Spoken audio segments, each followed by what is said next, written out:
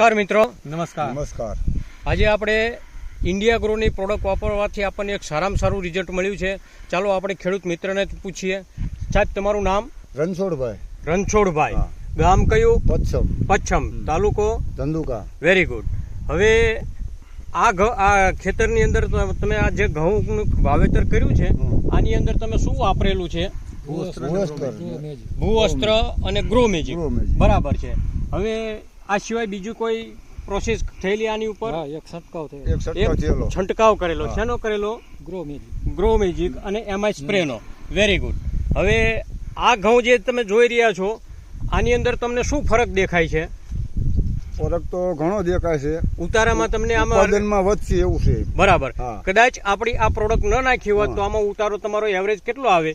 8 થી 10 મણ. 8 થી 10 મણ. અને આ નાખ્યા પછી આમાં કેટલો તમને આ ઉતારો દેખાય છે? ઉતારો અંદાજે 15 મણની ગણતરી છે અમારી. 15 મણ. Very good. એટલે મતલબ કે 5 મણ વધે પૂરી શક્યતાઓ રહેલી છે. બરાબર. તો હવે આની અંદર આનો ખર્ચો કેટલો વીઘે લાગેલો છે આ પ્રોડક્ટ ઇન્ડિયા ગ્રોની નાખવાનો? 1300 થી 1400 રૂપિયા. એની સામે 5 થી 6 મણનું ઉત્પાદન વધે છે. મતલબ કે 6000 રૂપિયાનો મિનિમમ આપણને ફાયદો છે. બરાબર. તો આ વસ્તુ વાપરવાથી તમે સંતુષ્ટ છો? ફાયદો જ છે, સંતુષ્ટ. Very good. તો તમે બીજા ખેડૂતોને શું કહેવા માંગો છો? આ પ્રોડક્ટ વાપરવી જોઈએ કે ના વાપરવી જોઈએ? Very good.